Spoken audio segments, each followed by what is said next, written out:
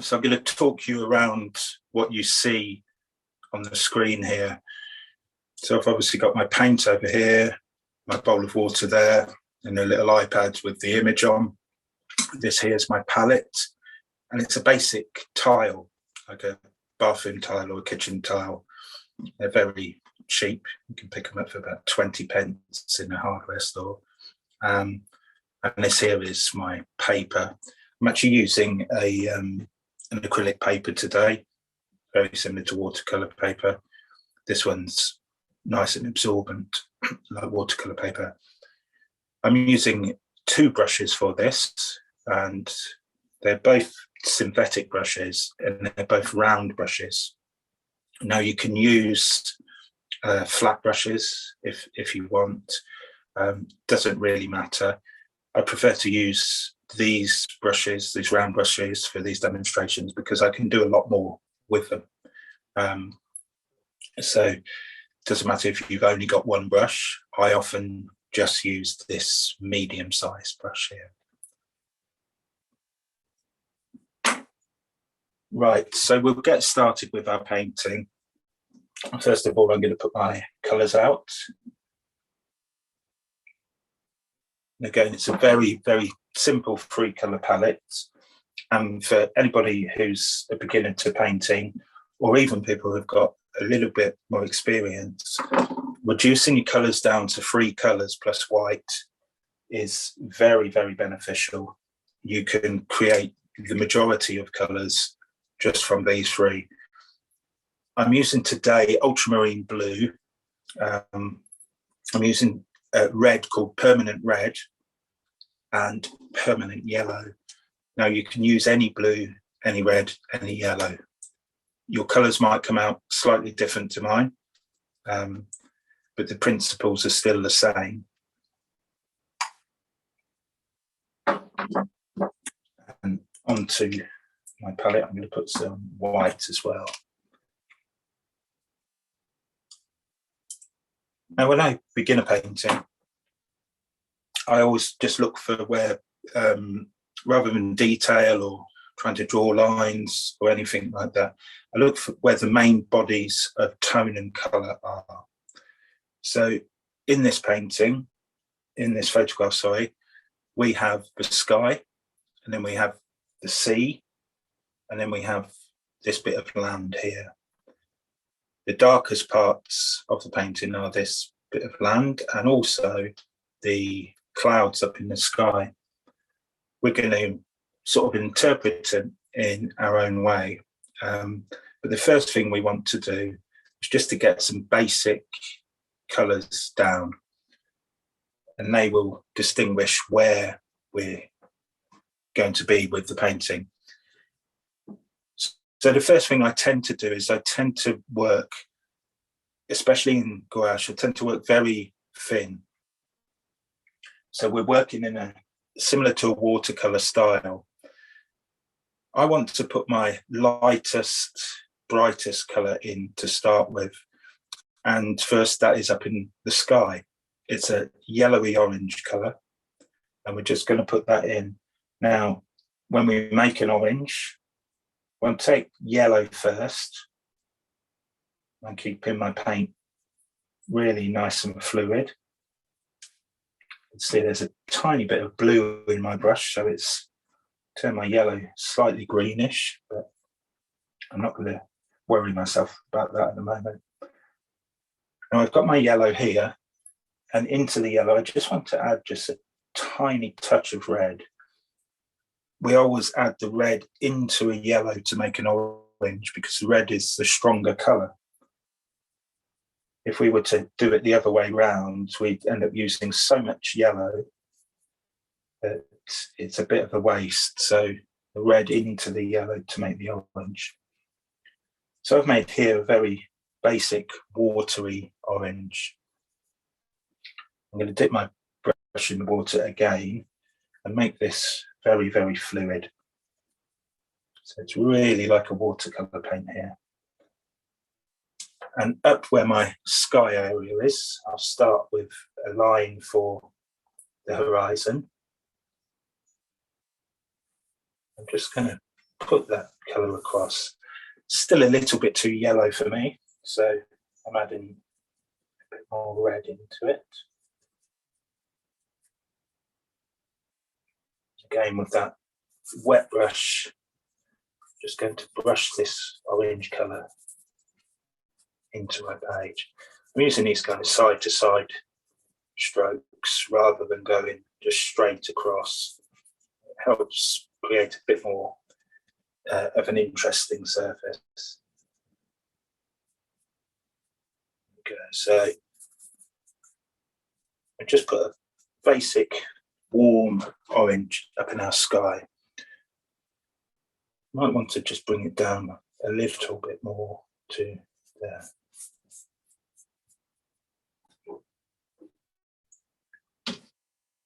So that's the first block of colour. I'm going to wipe away that for now because I don't need it.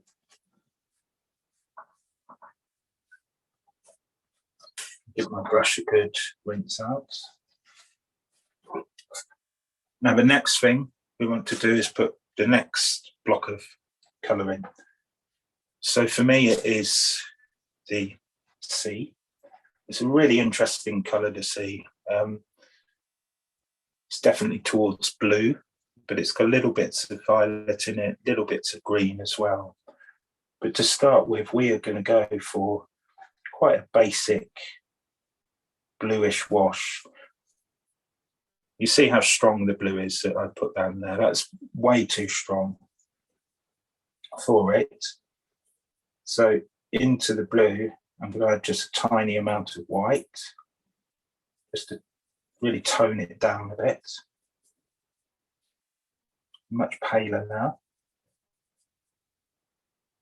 And into that mix, just add a small amount of red. I tend to treat this red as if it were chili, like hot chili. I only want to put a tiny amount into what I mix in so it doesn't overpower it. So I've got this nice mix here. And again, with similar brush strokes going across, just going to put this basic bluey grey colour into the body of the sea. Working in a fluid way like this to start with then gives us much more scope afterwards to put some layers on top. And using these side to side, circular motions.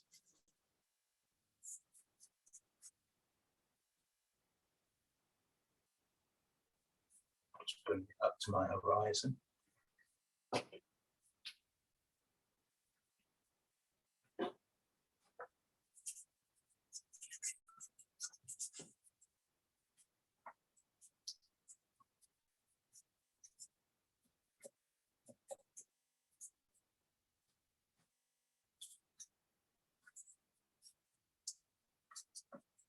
Right down into this corner here.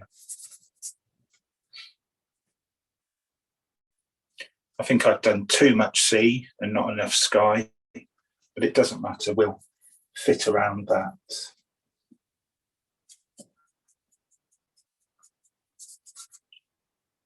So you can already see just from putting some basic tones and colours down that our painting comes together quite quickly.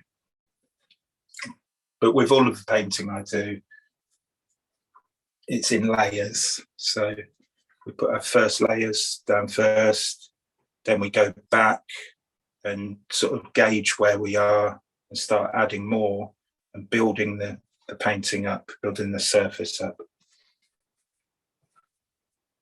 So I'm just going to wipe away that blue colour.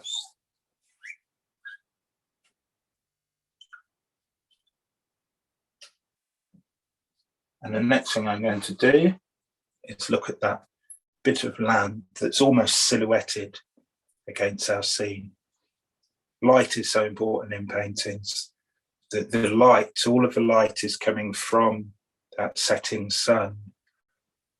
So the things around it are illuminated, but as you get further away and closer to us, the darker things become. So there's no light on top of or illuminating, well, I should say there's minimal light illuminating that grass. So we want to make it really quite dark. Now, to do that and to start, we're going to make a green. So to make a green, taking our yellow, and into the yellow, we're adding blue. Very similar to when we made the orange. We want to add the colour to the yellow because in this case, blue is much stronger colour than the yellow. And it doesn't take much to make a green. Now, our green that we see is really on the darker side. So I've added quite a lot of blue to that mix.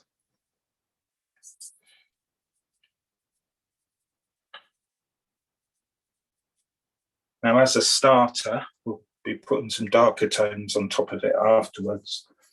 But I want to just get this green down first to make that shape. And to do it, I'm going to start by just over in this far left corner, just using my brush just to mark out that area of land. Comes quite a way up. If you notice what I'm doing with my brush, I'm almost like dabbing it down just to create that shape.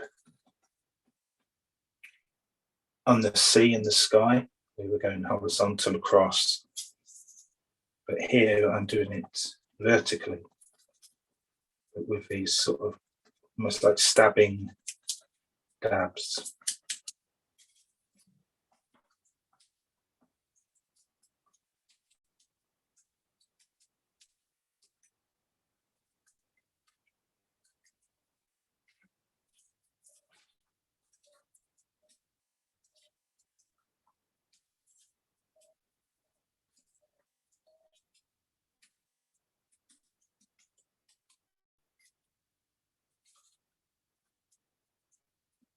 Don't worry too much about getting the shape of what you're painting absolutely perfectly. It's it can be adjusted as we go along. At the moment, we're just putting in those blocks of tone and colour.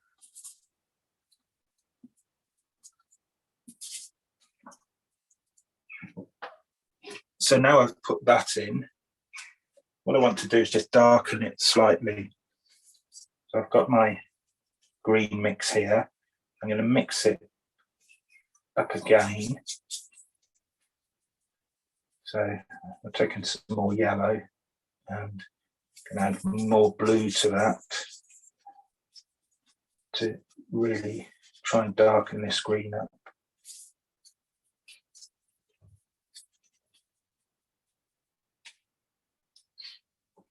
Now we're going to do something that's regarding complementary colours and colour mixing and how we can make interesting colours out of just these three.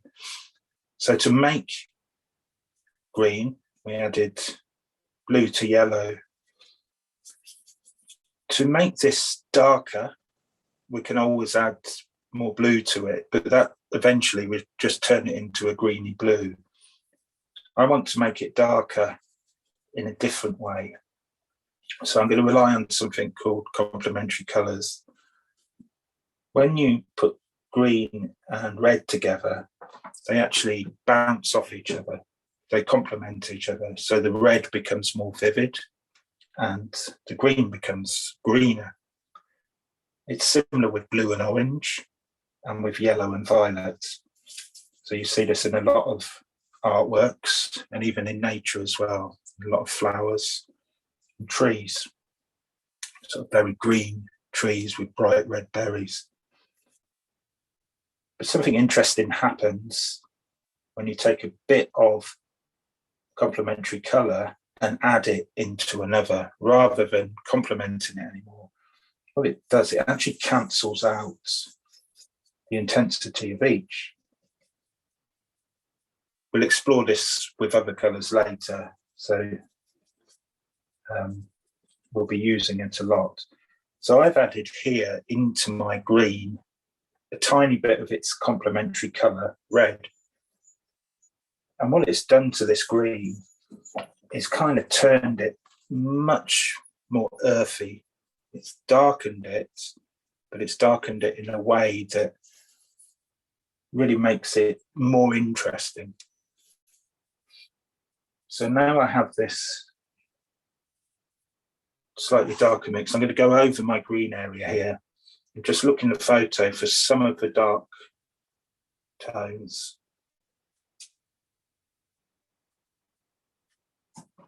I'm going to use those similar brush marks. We want some of our previous green to be coming through, so don't cover the whole area, but just use this darker green just on top in certain areas.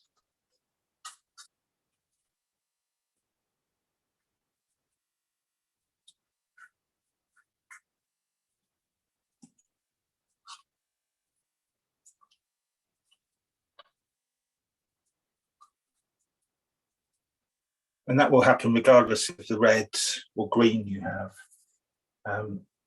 And each one is slightly different. So if you're using a cadmium red, it's going to be different to the red I'm using. If you're using like an alizarin crimson or something, it will be different again. So I'm just putting some of this darker colour over the top. And we'll come back to that area later.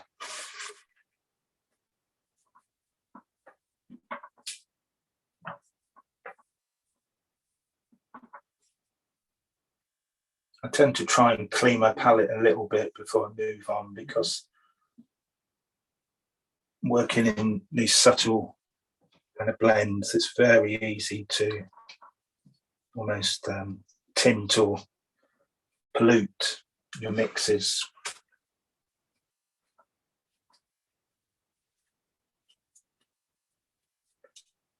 I'm going to empty my water as well because it's very, very green. I'll be back in 1 second.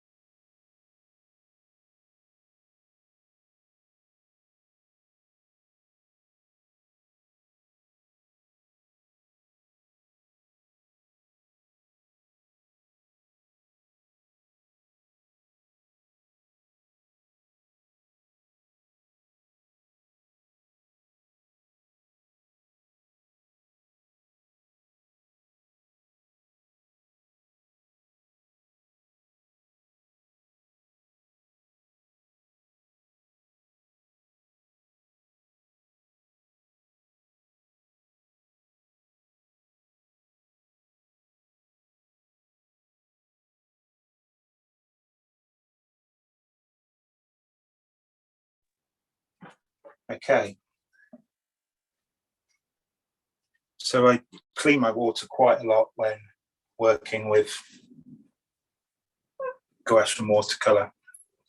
And at this stage, because we're working in subtleties, I want to be really careful. If I'm working in a much more looser way with thicker paint, I tend not to worry about cleaning the water so much because I'm not using so much water in the mixes. Right. So now we're going on to our next stage. At the moment, we're just blocking in those colours and slowly adjusting them as we go along, building up the tones and textures. I'm going to move back up into the sky, and I want to make my orange a little bit more opaque, which is going to mean adding a bit of white, and a little bit more orangey, a little bit more intense orange. So to do that, we're taking some yellow,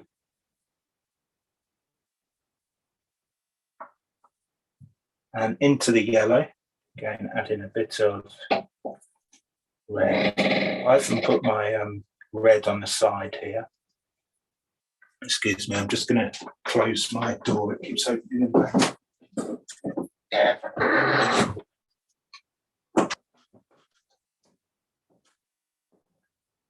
So I'll often put my red on the side of my mix rather than straight into it, and it means I can add subtle amounts. Now that is probably too orange, so we're going to need a bit more yellow and mix it up. This is getting closer to what we want.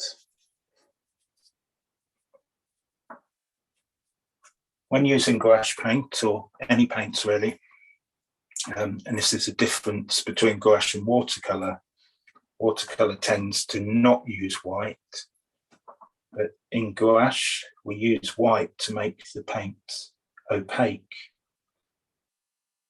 So I've picked up a tiny bit of white, and I'm going to bring it into my mix here.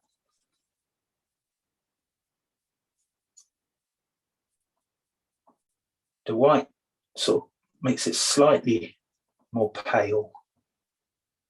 A little bit more red in there. And you see when I add it on that it kind of covers the surface in a completely different way.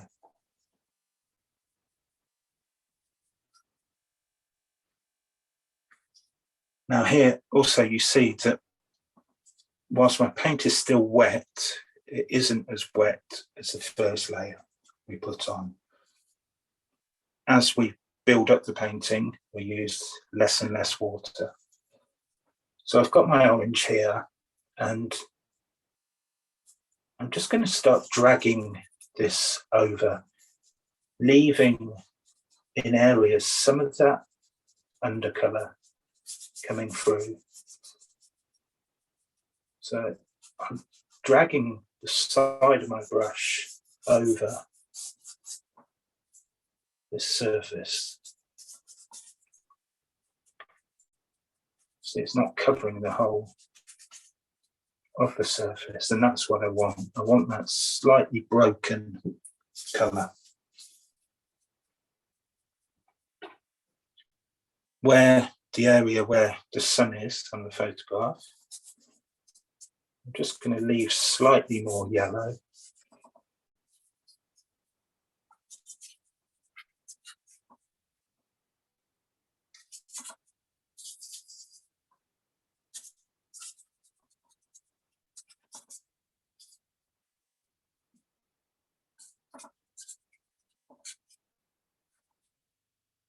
Okay, that will do for there for now. You see the difference with that little bit of white in it, that it's been able to cover that yellow in a way that kind of flattens it down. As we get closer to our horizon where the sea starts, and this is where I'm going to sort of rectify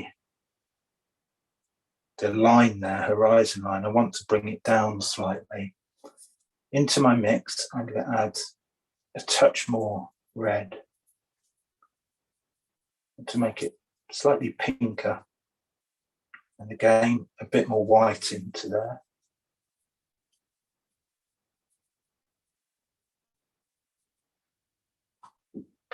And I'm going to come across from left to right, and just where my sea is, just bring this horizon down a little bit more.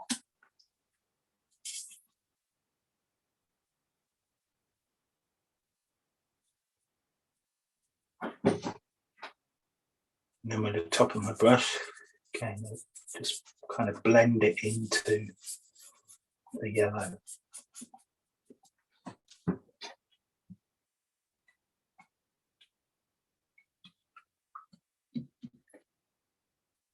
So that's our next layer on the sky.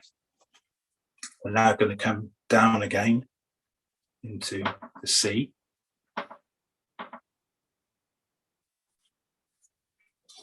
To do that, I'm going to remove that yellowy orange.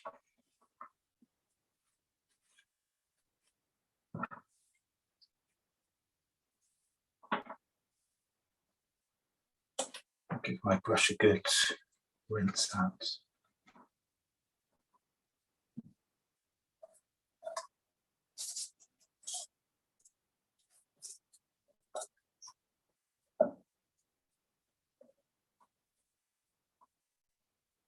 So looking at our sea again, the first layer we put in is very, very washy and light watercolour. We're going to go in with another layer now, similar to the sky, with something that's a bit more opaque and slightly drier as well. So to make that colour, I'm going to take some blue.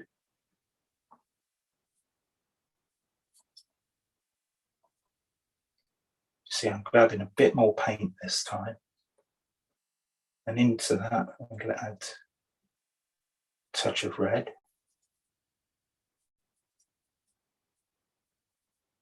Now that's much too vivid for us.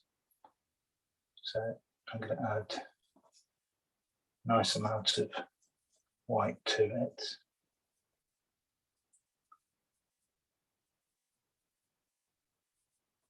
And it's going towards a kind of a violet-y colour now. Now here's where our use of complementary colours comes in again. Like we did with the green and the reds, when they sit next to each other, they make each other stand out, they complement each other. But when you add one into another in a mix, they actually cancel each other out. Same is for yellow and violet. Now, even though this is a bluey kind of violet, the yellow and the violet are complementary colours.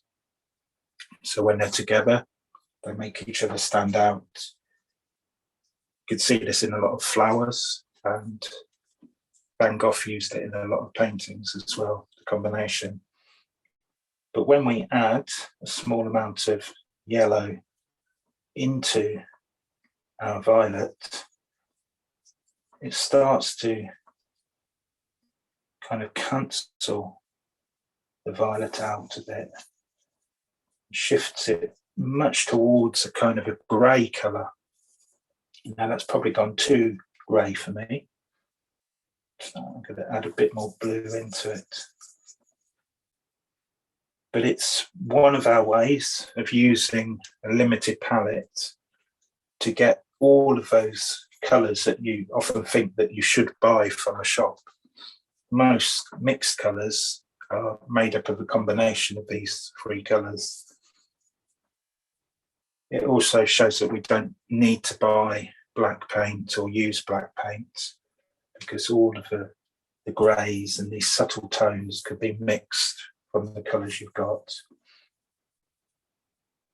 So this is getting close to a colour I want. It might be a bit too dark, but I'm going to lay it on anyway. So I'm going to start up where my horizon is. Just with that colour, just sort of drag that over and try and shore up my horizon line.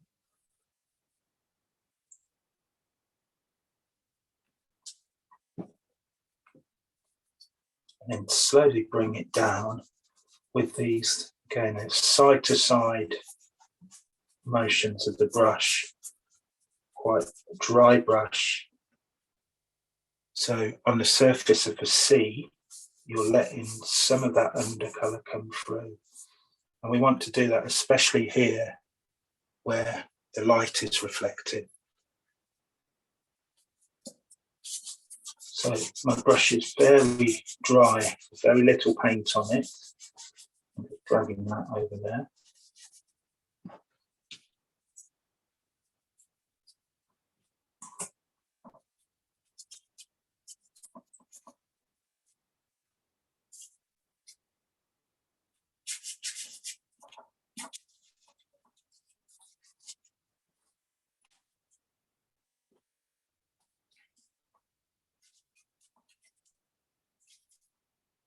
Just put a little bit more water in there because my paint is drying very quickly.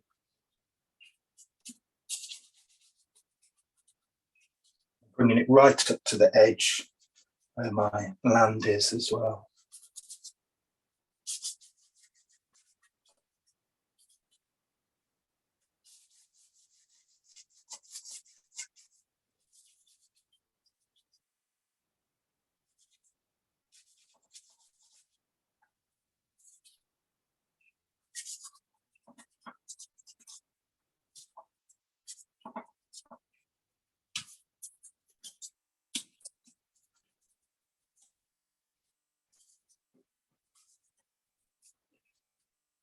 Okay, so there's another layer for our painting. And I'm just going to try and straighten off my horizon line a little bit. And I've done that by just dipping my brush in water and dragging it across.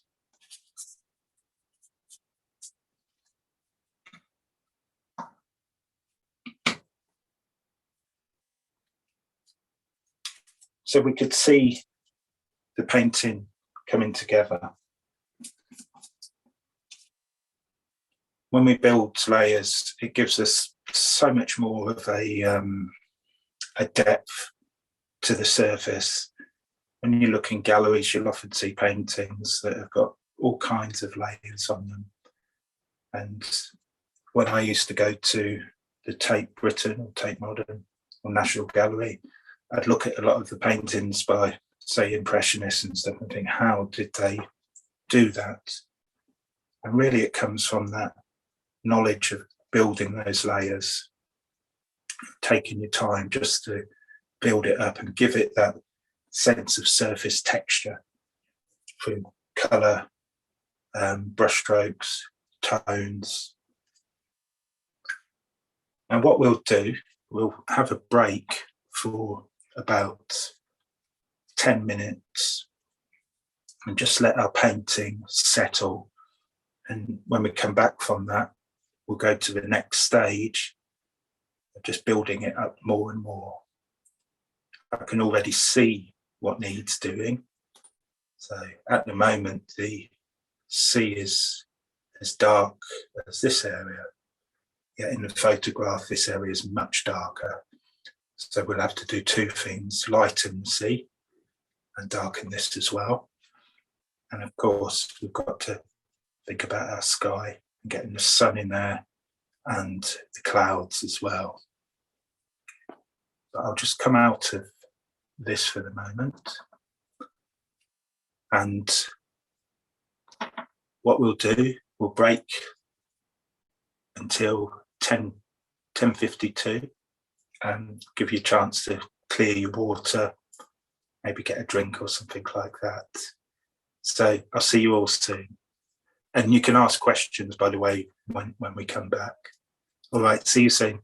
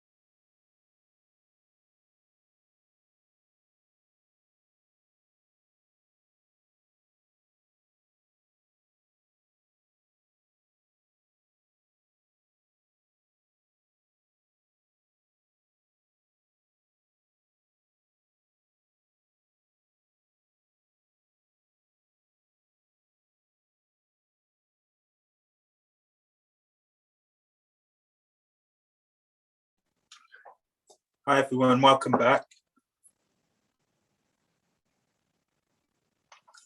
Does anybody have any questions at all before we start again? Hi Celia. No? Nope, no questions. No. Just letting you know, yes, I am back. Good. I know you can get this silence, it's called, but hopefully they are back and watching. Thank you. If anybody does have any questions, do feel free to ask, and even during the demonstration as well, just unmute and do ask. So what I'm going to do, I'm going to make the screen big again, and hopefully it will come back into focus. So where we left off before is that we were building our layers, and it's at this point we start to look at tonal values and darkness in light. It's so important in paintings, tonal values, more important than colour, more important in many ways than brush marks, lines, anything like that, because the tone of the painting creates the reality. You can get any bright, colourful painting, say a Van Gogh painting or Monet or an old master painting, and you can put it in a photocopier and turn that painting into black and white. It's exactly the same painting. You see everything that you do when it's a full colour version, and that's because the tone is right in it of time, adjusting their tones and getting them correct. It's relatively straightforward to do. When we look at something, we want to see really what is the darkest area and what is the lightest area, and then everything in between. So you can see it on a spectrum from the darkest to the lightest. Now for us, we're going to look at that darkest area, and it really is this bit of land that's sticking out. Two ways we're going to make that effect of darkness is by adjusting our C to make that lighter, and to create this dark colour here. We're actually going to start with the dark. Now this time what I'm going to do, when we make the green, I always say mix something, really you can do it the other way around. So I'm going to take some blue, and into that blue I'm going to put a little bit of yellow. What this does, it takes the ultramarine blue towards something that is closer to indigo or Prussian blue, just by adding that small amount of yellow. We need to add some more, because really we're looking not for a dark greeny blue, but a very, very dark green. So we've got this colour here, which on the screen almost looks like it's a black colour, but it's probably the darkest green we can make. And again, going back to our idea of complementary colours, to make that even darker without adding more blue, green and red are complementary colours when next to each other. But when you mix a small amount of red into the green, what it does, it cancels out both colours. And you've got here something that is very, very close to a black. I'm going to add a tiny bit more yellow into that. Because there's still to the side things. So there we are, I've got a very, very, very dark blacky green colour. Now you can see that I haven't added much water to this. The paint is relatively dry, and I want it that way because it gives me a bit more control. I'm going to look where the darkest areas are on this bit of land, And just with a dryish brush, just kind of go over my green, the side of my brush, just put in some of this dark in. You can see already how much that has shifted that towards the darkest colour in the picture, the darkest tone, I should say. Again, I'm just dragging my brush over. This technique is called scumbling. We use it in oils, gouache. You can use it in watercolour as well, use it in acrylics. And basically the idea is that you limit the amount of paint that you have on your brush and limit the amount of water too. And just drag the dark colour over the surface, and it leaves some of the undercolour shining through.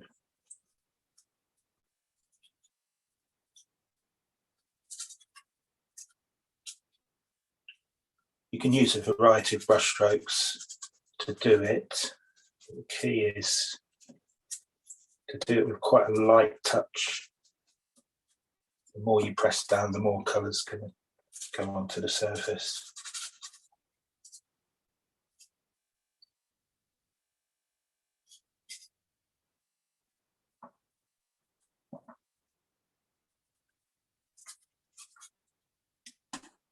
And we may come back to this area afterwards, but for now, I'm happy just to darken that up.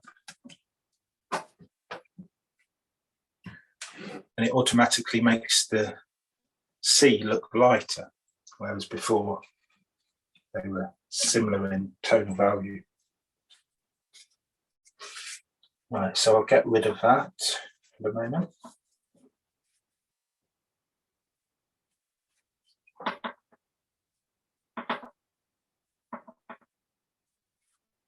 Give my brush a good rinse out.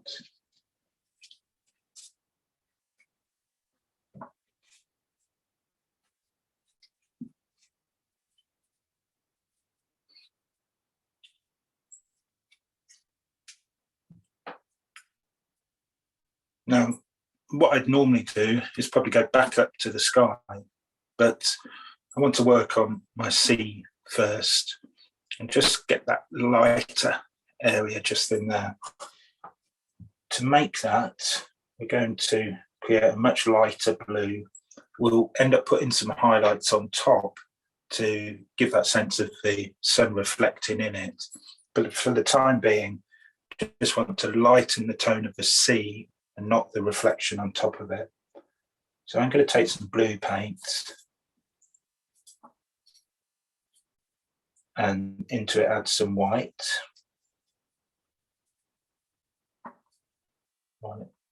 Really nice and light. And like we did before, take a small amount of red and mix that in there to create a soft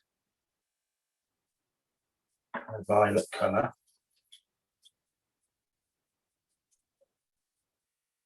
And then take just the smallest amount of yellow.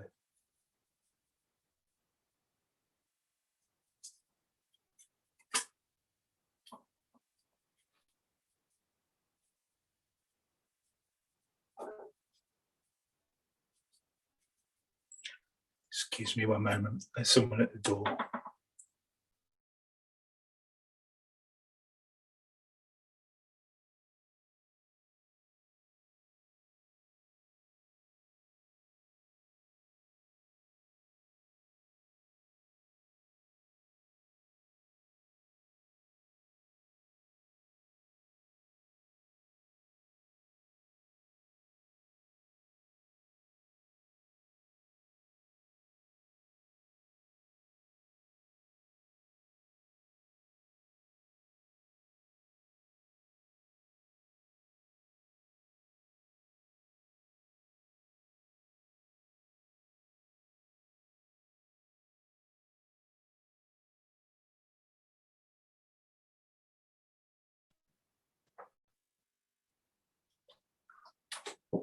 So we're into the light part of our sea now.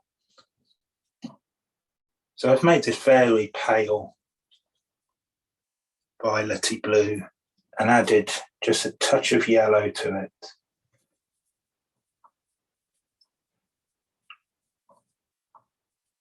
And what I'm going to do, I'm going to start really in the center where my lightest area is.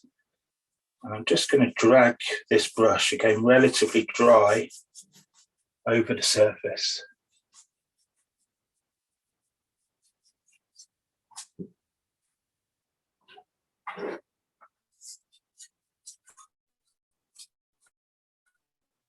Drag it all the way. By using your brush in that way, it helps just to create that sort of surface difference that water has. We'll never be able to get every little wave and ripple, but again, this is an impression of what you're seeing. When we're out in nature, if we were painting the sea, it would have changed so much. It's a shand for depicting things. Again, I'm just dragging that lighter colour across here. And into my mix now, I'm going to add some more white to really lighten it up. Again, starting in the middle, just dragging my brush side to side.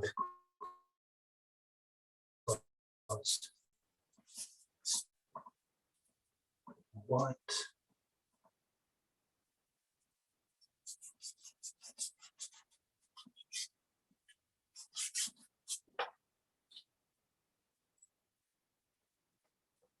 And then light, we just drag it over the rest of the surface, so that kind of sparkle in certain areas.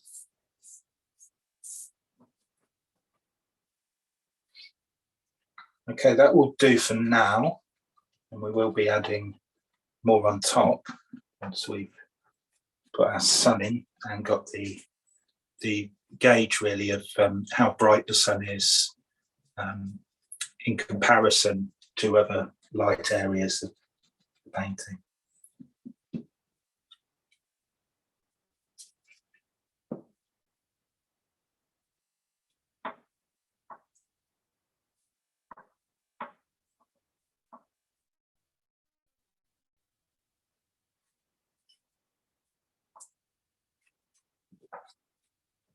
Now, when painting a sunset, I tend to approach when I put the sun in very differently depending on the scene.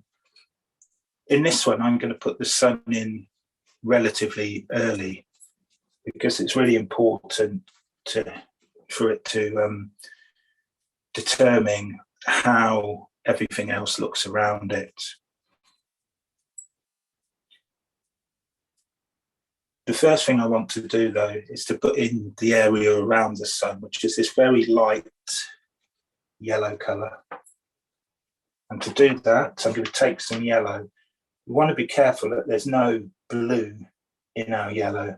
And that's why I put an extra little pile over here, because most of my yellow has got some blue in it, turning it green very easily. We want this as pure yellow as possible. I've just added some white into it.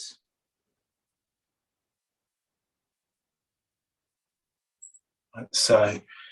And in the area where my sun is going to be, which is around about here, I'm just going to put some of that yellow down. In the centre of the sun, it's bright white. So I can take on many colours during the sunset, but usually right in the centre it is a vivid bright white. I'll just put that yellow in and I'm slightly blending it out with my brush to create that area where my sun is going to be. Now into my mix of yellow there, I'm adding a bit more yellow this time rather than adding more white. And around the edges of that area, just dragging some of that stronger yellow into it.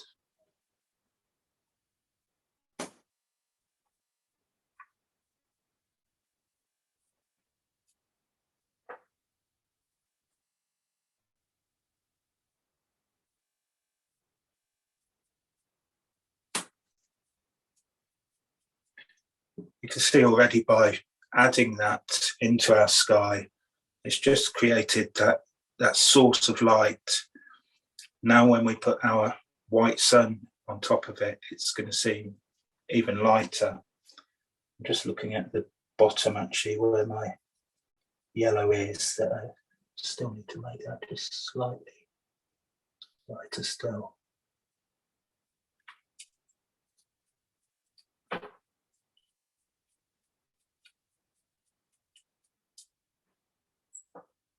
All right, now we're going to put our sun on top of that. Just want to let it settle for a minute or so. Gouache dries very quickly.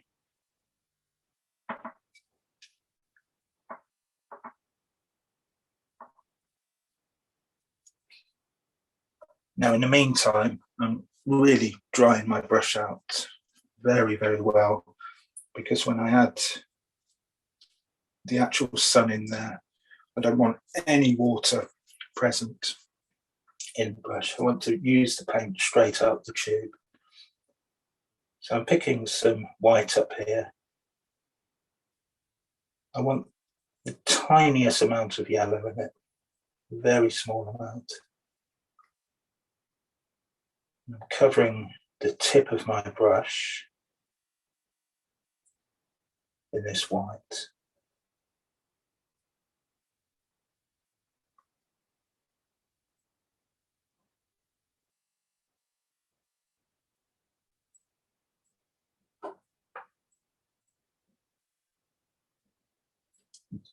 Okay, now to put the sun in, what I've done, I'm going to find a test bit of paper so I can show you on paper first. It's going to be hard for it to show up on this white page, but yeah, it's difficult to see. So I'm going to do it on the painting, talk you through it. So I've got the tip of my brush covered in paint. There's no water in the brush at all.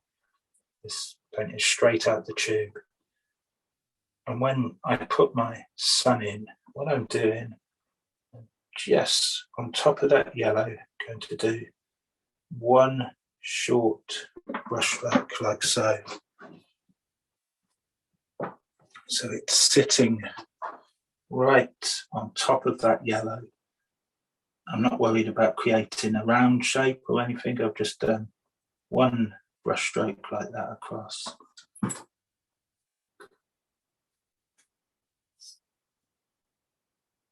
And you can see already having that source of light in there completely changes how we see the picture. It tells us that it needs more dark in there to give that sense of contrast. So I'm going to rinse my brush out. And what we do next is that we really build our painting around that source of light.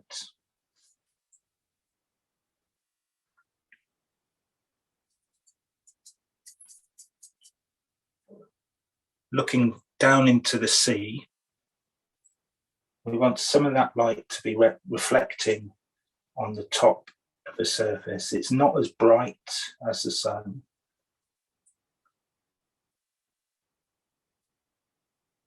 So I'm taking some white again, and again I want my brush to be nice and dry.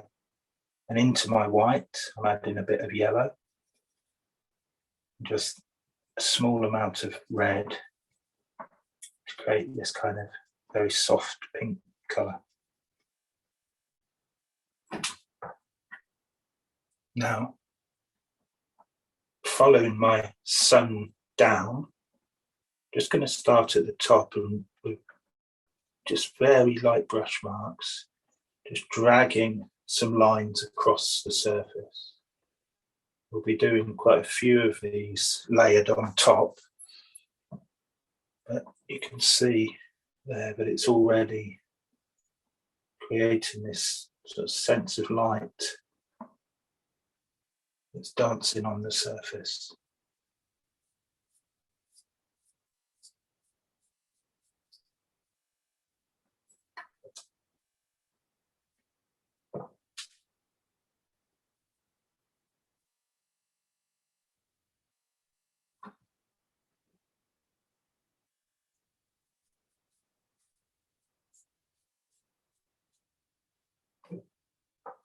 And we'll let that just settle for a moment.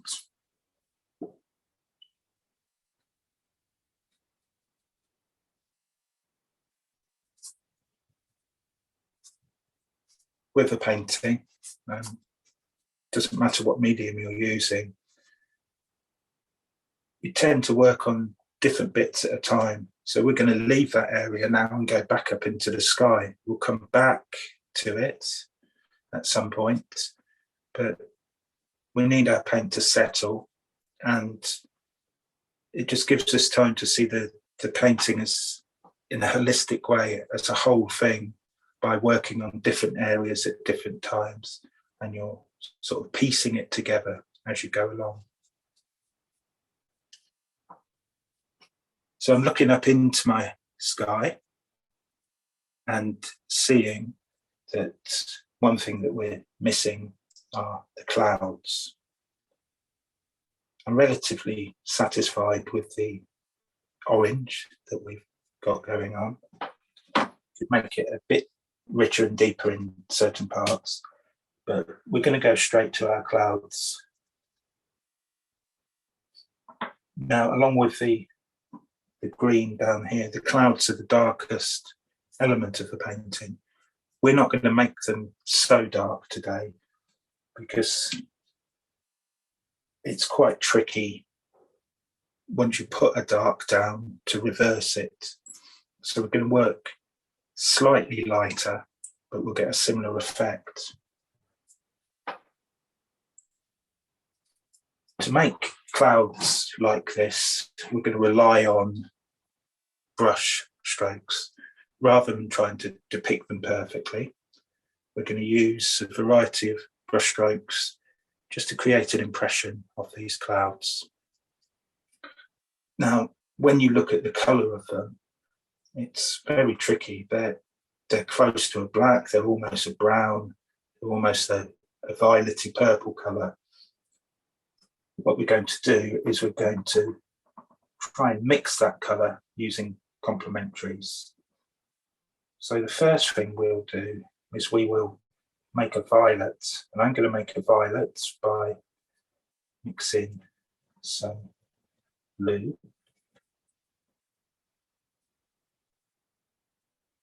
and into my blue I'm going to add a small amount of red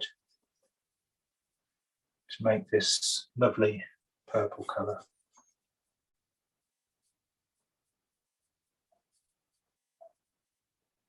A little bit more red. When you make a purple, you tend to want more blue in it than red. We're getting close to a beautiful purple now. Now, I mentioned purple's complementary colour earlier, which is yellow. When you put purple and yellow together, they dance off each other, they complement each other.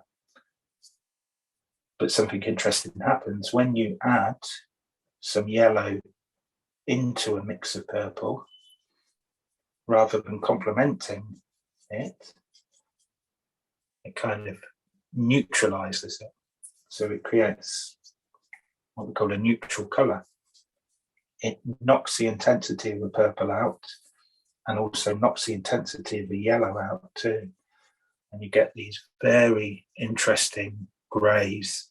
If anybody's seen or worked with a paint that you can buy called Payne's Grey, they sell it in watercolour, oil gouache. This is what Payne's Grey is. It's basically a mix of violet and yellow together.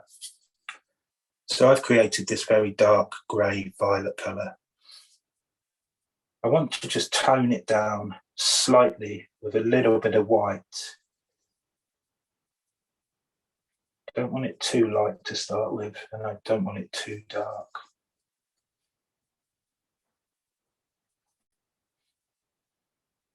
I'm going to start darker and then go lighter. So looking up at the clouds, it's probably easier if I do these top ones first. And really what I want to do is just do an impression for shapes. So I'm using the side of my brush. I want less paint on my brush, I just realised. Using the side of my brush, I'm just kind of dragging it over the surface again to try and create these shapes of the clouds. We'll go in and lighten them down a bit, but first I'm going to go over the whole of the sky and put in some of these tones.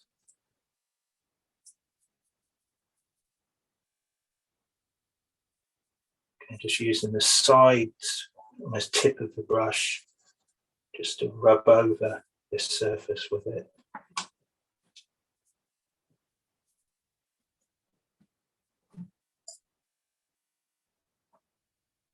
Okay, down by horizon. Just rubbing that colour across.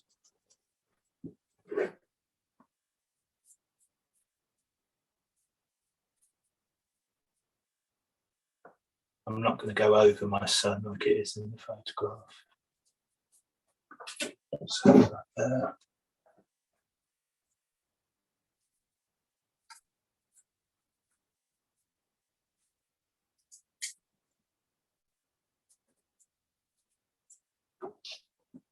Right, so again, these are just basic shapes for the clouds that we're now going to take some more white paint and put it into a mix. Really kind of lighten that colour down a bit. I'm noticing that it needs a little bit more red into it. So I created this pinky grey by just adding a bit more white and a bit more red. I'm going to go over the top clouds that I've done.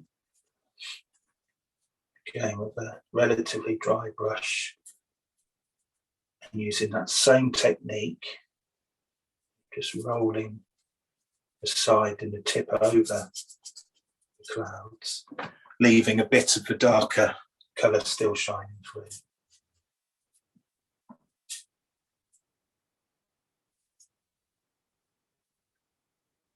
Down here as well.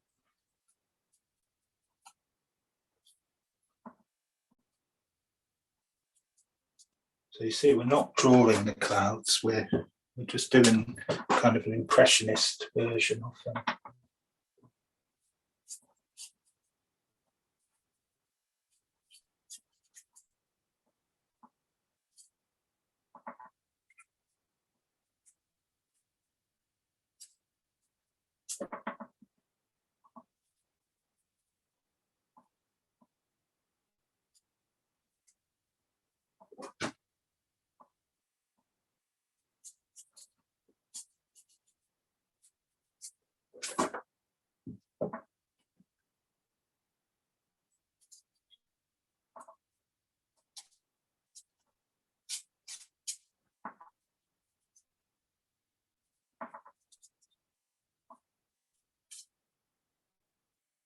Now, like with all of our areas in the painting, this is the first kind of layer of our clouds.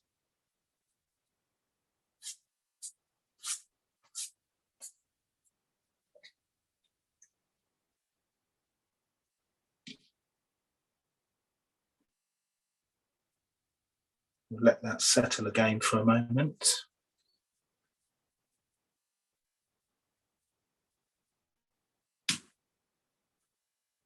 as we're doing that, I'm looking at different areas in the painting that need a bit more attention. The sky definitely needs some more, as does the sea as well.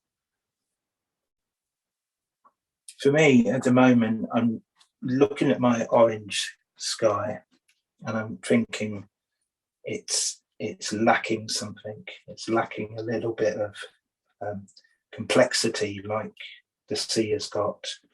And one thing I can notice is that just above the horizon line there's actually elements of pink in the sky, which I haven't really picked up. So I'm going to take some red, a small amount of red, and pick up some white as well to create this pale pink colour. I want it slightly more orange, so just picking up a bit of yellow and mixing it into that. Just going to dip my brush slightly, make this a slightly wetter mix. Starting round about here, just to the right of my sun, to drag this colour over the horizon. And kind of just blend it up a little bit with the side of my brush into the clouds.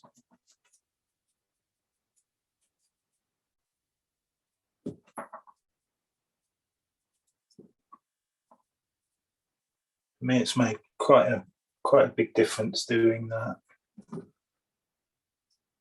Equally over here, I want to do the same. So I don't want it as right across to my sun, but very close.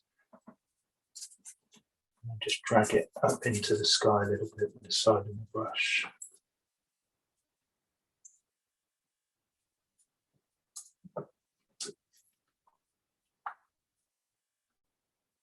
Now, with that colour that I've got there, I'm going to do some of it just over the top of other areas of the sky, even though it's predominantly orange sky. Just want to give it a bit more diversity in it, and having some of these dry brush marks over the top.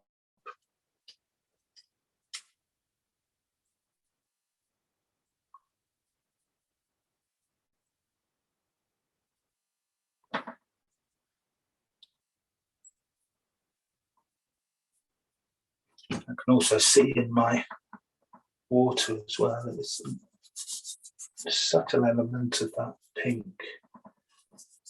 into it.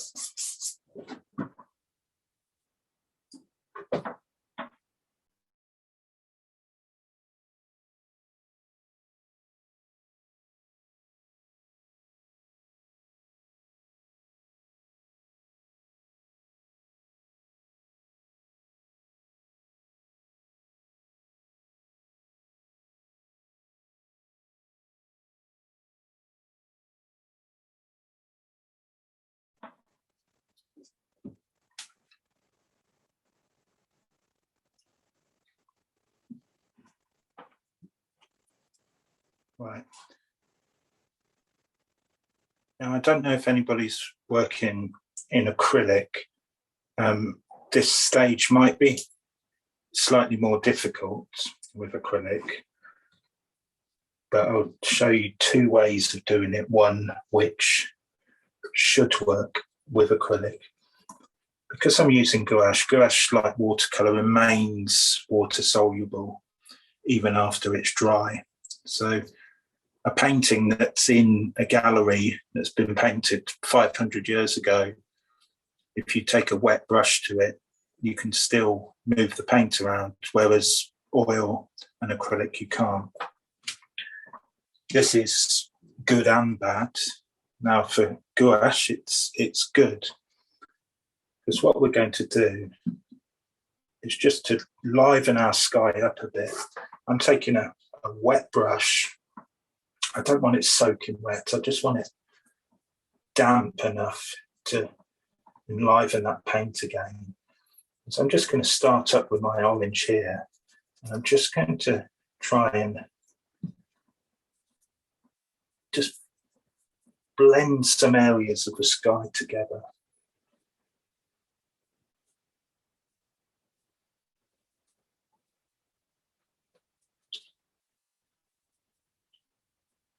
Just to give it a little bit more flow, make it seem slightly more natural.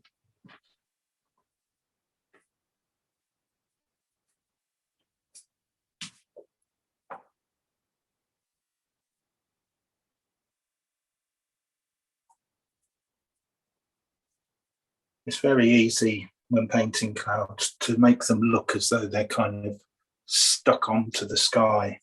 And we really want to avoid that. Just have a little bit of blend and a little bit of sort of spontaneity in the sky. It helps create a more natural painting. The same for any medium. My preferred medium is oil, and with oil I use a lot of spontaneous brush marks and palette knife marks to kind of create these almost like blurry effects in it.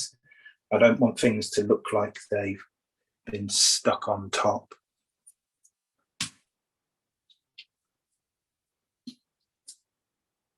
So just giving areas of the sky that little bit of water.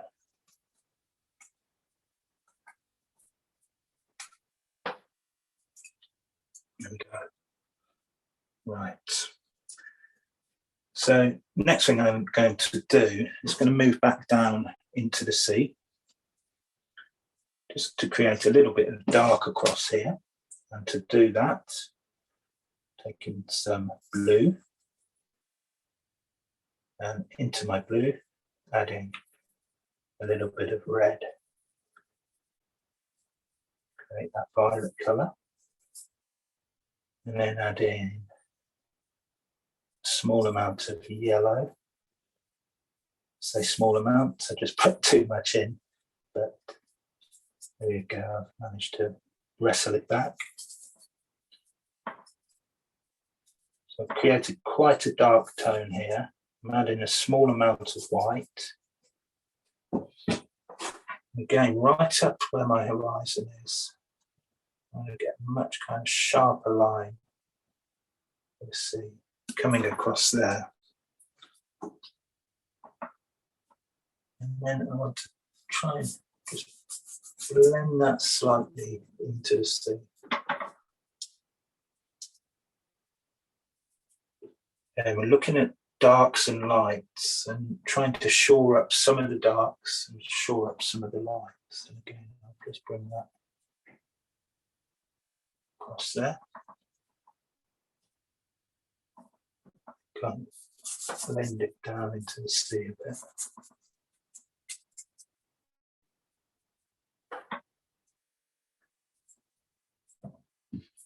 There's a little bit of this dark down here as well.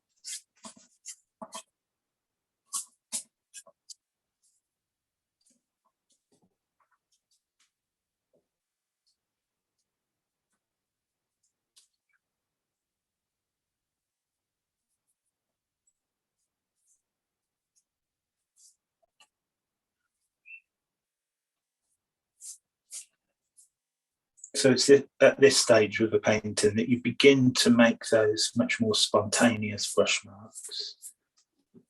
Tend to have a bit more fun with the surface. All of these demonstrations really take you up into what I would see as a foundation point with a painting, that once you depart from this point, you can be much freer with the brush mark making because you've built the foundations of the painting through the light and the dark and the tones and the areas of colour. A painting like this, I would usually take back to the studio if I was doing it outside and do either an oil painting from it or work on it a little bit more.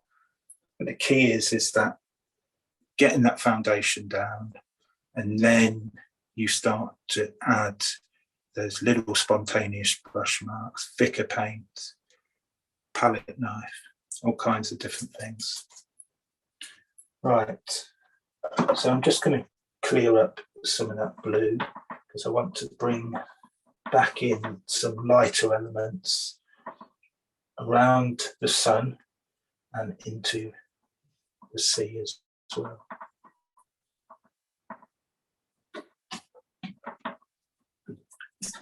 I'm going to clean my water for this next step.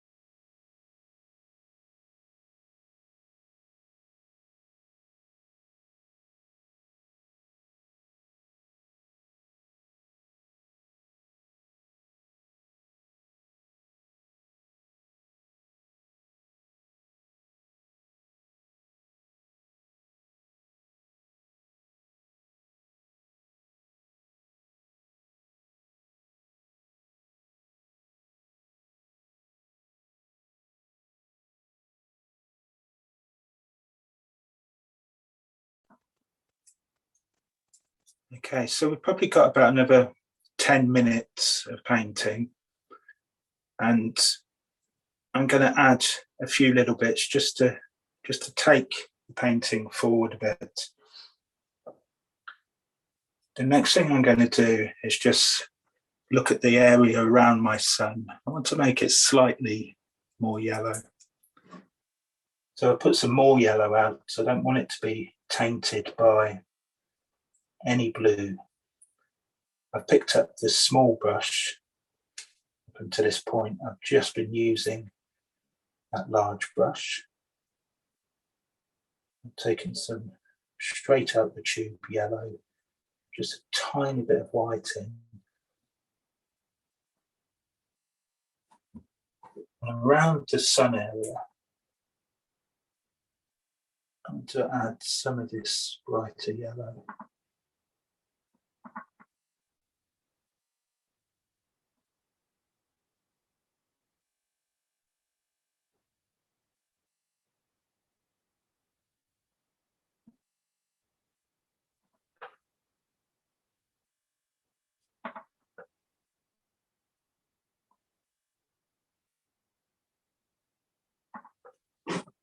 Now with the yellow, it's even picked up a bit of the blue off the painting, but I'm going to add a touch of red to it because I want it to sort of fade into an orange.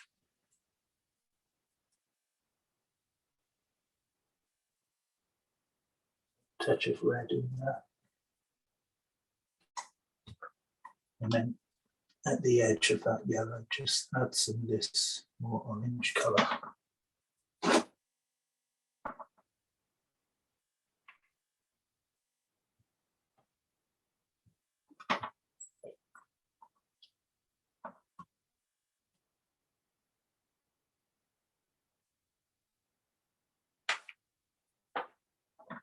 A bit up in the sky too.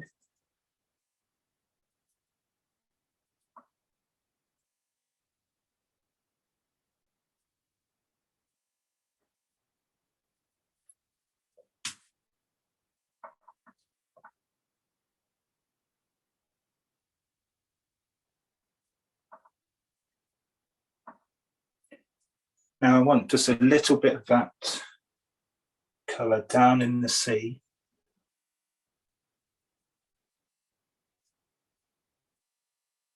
I'm really lightening it down with white.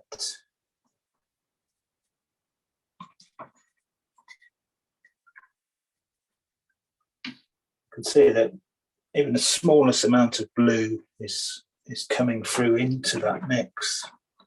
It's very difficult to avoid.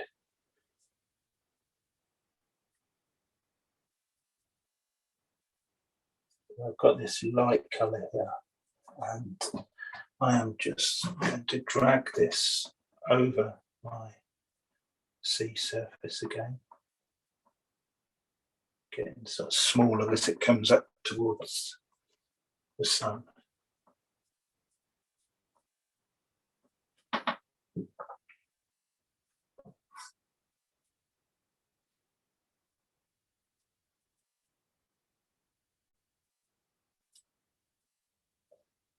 I'm picking up some white,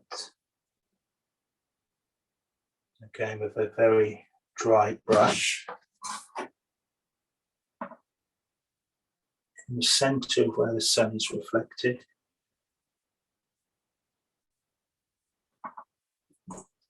Dragging the paintbrush over the surface.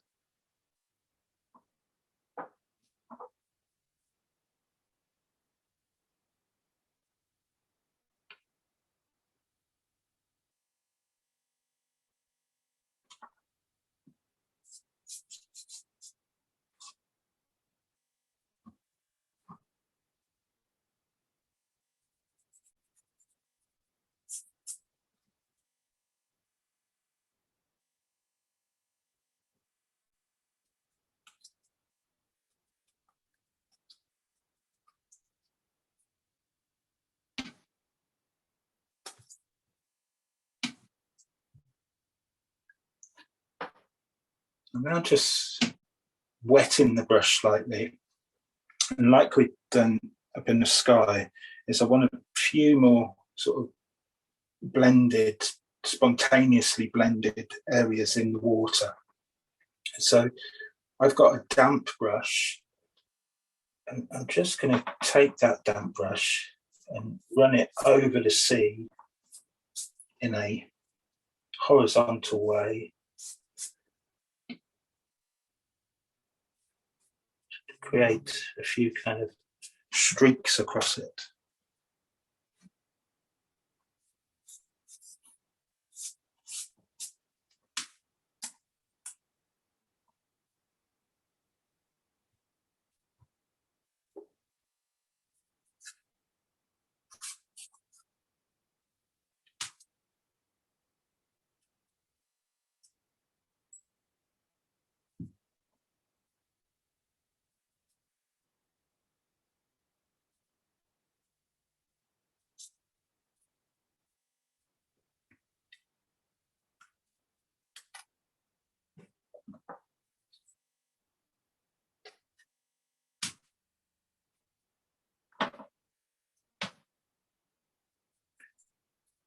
Now looking at the painting, again, there's much more I could do with it, we could do with it.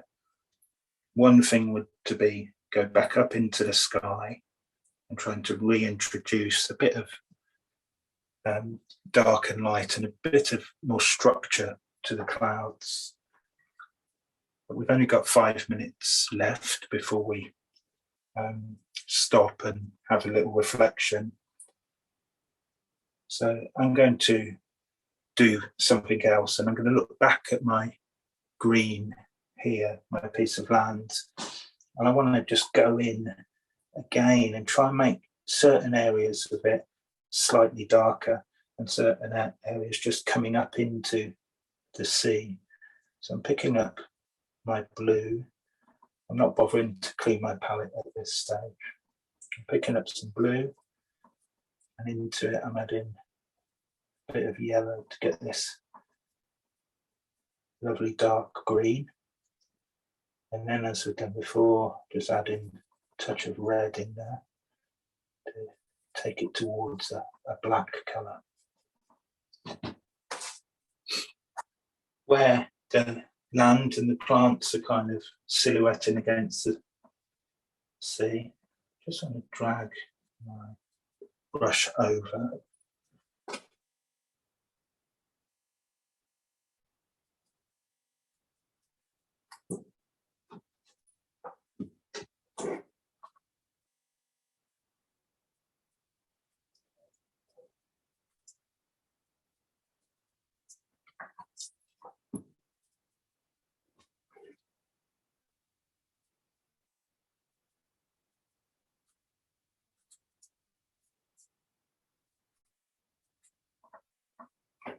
And I'm making much more spontaneous brush marks now over the top.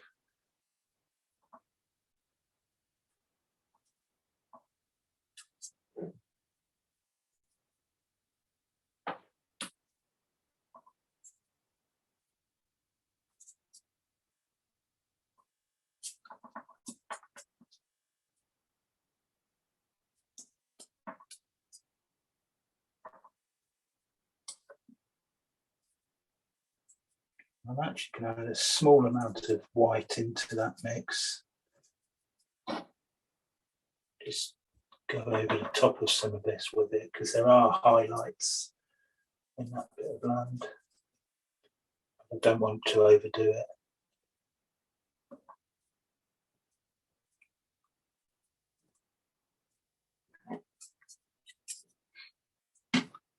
Okay.